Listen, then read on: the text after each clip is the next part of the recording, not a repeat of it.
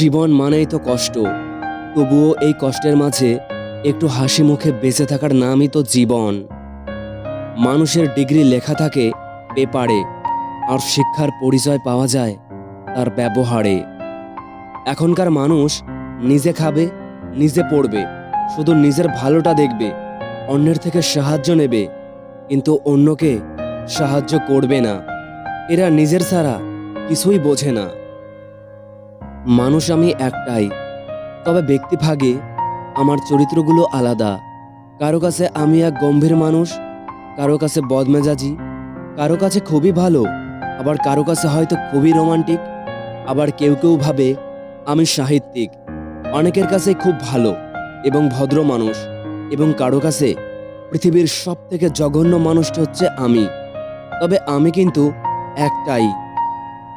খুনের শাস্তি হয়, কিন্তু ভালোবেসে যারা বেইমানি করে তাদের শাস্তিও দেওয়া যায় না।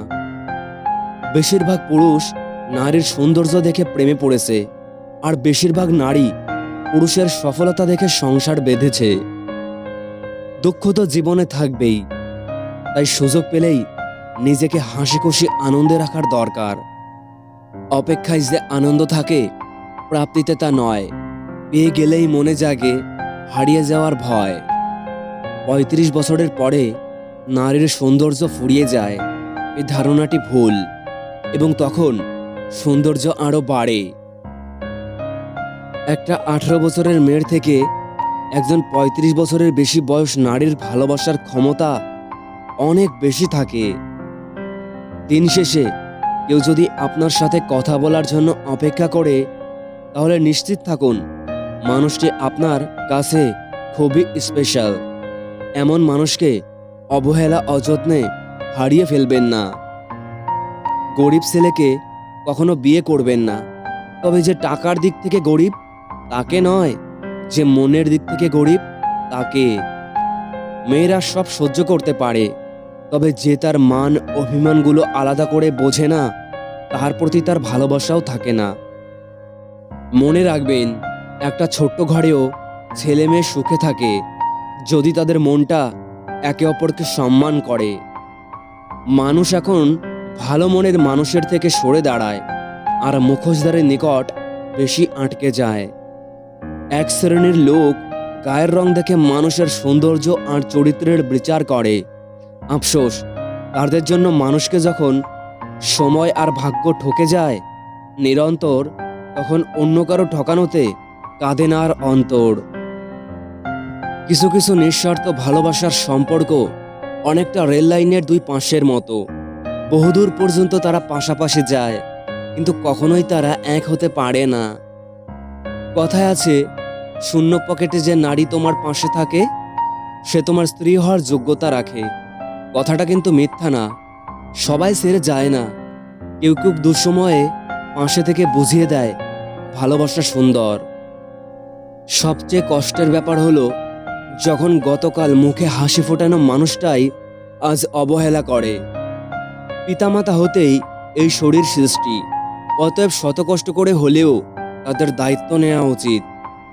পানি যেমন অনেক ঠান্ডা হতে হতে একসময় বরফ হয়ে যায়, ঠিক তেমনি একটা মন অনেক কষ্ট পেতে পেতে একসময় পাথর হয়ে যায়। আপনি যদি সুখী হতে চান, তবে আপনাকে সুখ ভাগ করে নিতে হবে। জীবন এক গণিতের মতো, আনন্দ যোগ করো, হতাশা বিয়োগ করো, খুশি গুণ করো, আর দুঃখ ভাগ করো, আর সুন্দর একটা সমীকরণ দিয়ে জীবনের মান প্রকাশ করো। হীন ব্যক্তিকে সম্মান করা আর সম্মানিত ব্যক্তিকে অপমান করা দুটোই অনুচিত। ভবিষ্যতে স্বীকৃতি দিতে পারলে তবে সম্পর্কে জড়িও, নয়তো তোমার দুদিনের টাইম পাস অনেক প্রিয় মানুষটাকে ভেতর থেকে শেষ করে দেয়, এমনভাবে মন যে পরবর্তীতে তাদের কথা মনে পড়লেও বিরক্তি লাগে। যদি কেউ কোনোদিন তোমায় ছোট করতে চায়, তবে ভেবে নিও তুমি তাদের চেয়ে অনেক উপরে আছো। কখনো কাউকে আপন ভেবে মনের কথা খুলে বলবে না। কি জানেন তো, সেই মানুষটা আপনাকে আপনার কথা দিয়েই আঘাত করবে একটা সময়। যদি ভুলেও কখনো গর্ব হয় যে আমি ছাড়া পৃথিবী অচল, তাহলে দেওয়ালে টাঙানো পূর্বপুরুষের ছবির দিকে তাকাও। উত্তর পেয়ে যাবে। তারা নেই বলে কি দুনিয়া থেমে আছে? 84 লক্ষ প্রাণের বাস এই পৃথিবীতে। মানুষই শুধু রোজগার করে, বাকি প্রাণীরা কিন্তু অনাহারে মরে না। আর মানুষই একমাত্র প্রাণী যাদের পেট কখনো ভরে না।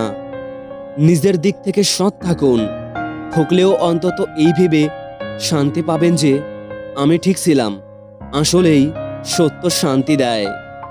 জেনে রাখা ভালো, ব্যয় করো তবে আয় বুঝে, পান করো ধীরে ধীরে, শ্রবণ করো মন দিয়ে, তর্ক করো যুক্তির সাথে, সাহায্য করো আন্তরিকভাবে, বন্ধুত্ব করো যাচাই করে, ব্যবসা করো সততার সাথে, বিশ্বাস করো মনে প্রাণে, দান করো মুক্ত হস্তে, বাড়ি করো পরিবেশ দেখে, চিন্তা করো গভীরভাবে, আহার করো নিয়মিতভাবে, সংকল্প দৃঢ় চিত্তে, বিচার করো সঠিকভাবে, বাস করো পরিবেশের সঙ্গে, আত্মীয়তা করো বংশ দেখে, চলাফেরা করো সতর্কভাবে, অপেক্ষা করো ধৈর্যের সাথে, কামনা করো ভক্তি সহকারে। কখনো দুশ্চিন্তা করো না। যদি চিন্তা করতেই হয় তাহলে অপরের মঙ্গল চিন্তা করো। একটা মেয়ের জীবনে সবচেয়ে বড় পাওনা হলো একজন কেয়ারিং হাজবেন্ড।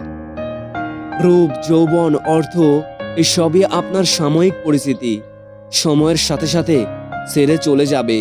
কিন্তু আপনার ব্যবহার হলো আপনার চিরস্থায়ী পরিচয়, যা মৃত্যুর পরেও সকল স্মৃতিতে থেকে যাবে। 3টে জিনিস ফিরে আসে না: সময়, কথা, সুযোগ। 3টে জিনিস হারানো ঠিক না: শান্তি, আশা, সততা। 3টে জিনিসের পতন হয়: অহংকার, মিথ্যা, হিংসা। 3টে জিনিস খুবই দামি: ভালোবাসা, আত্মবিশ্বাস, বন্ধুত্ব। কিছু হারিয়ে গেলে যা কষ্ট হয় তার চেয়ে বহুগুণ বেশি কষ্ট হয় আপন কেউ বদলে গেলে। জীবনে খারাপ সময়গুলো একাই কাটাতে হয়, কারণ মানুষ মানুষের কষ্ট দেখলে সেটা উপভোগ করে। ভালোবাসা আর মৃত্যু দুটোই নিমন্ত্রণবিহীন অতিথি। একজন এসে নিয়ে যায় মন, আরেকজন এসে নিয়ে যায় জীবন। কথার মাধ্যমে মানুষের মন জয় করা যায়, আবার মানুষকে তীব্র আঘাতও করা যায়। তাই কথা হওয়া উচিত মানুষের মন জয় করার জন্য, আঘাত করার জন্য নয়। বিবাহিত জীবনে শারীরিক দূরত্ব থেকে যদি মানসিক দূরত্ব বেশি থাকে, তবে তার অর্থ আপনি আপনার বিবাহিত জীবনে একজন অসুখী মানুষ। কত মানুষ মুখের উপর কত কিছু বলে দেয়, কত আঘাত করে, অথচ আমি ভাবি আমি কিছু বললে মানুষটা কষ্ট পাবে না তো। ভালোবাসায় দ্বিতীয়বার যে আসে সে ভালোবেসে আসে না, বিপদে পড়ে আসে। তাই তখন সবকিছু থাকলেও ভালোবাসা থাকে না। মিথ্যা আর চালাকি না শিখলে তুমি এই সমাজে পিছিয়ে পড়া একজন মানুষ। রাগ সবার উপর করা যায় না, রাগ করতে অধিকার লাগে। যাকে বেশি আপন ভাবা হয় তার উপরই বেশি অধিকার, কেবল তার উপরেই রাগ করা যায়। দুঃখের দিনে যে অতিথি হয়ে আসবে সে তার স্বার্থের জন্য নয়, বরং আপনাকে সাহায্য দেওয়ার জন্যই আসবে।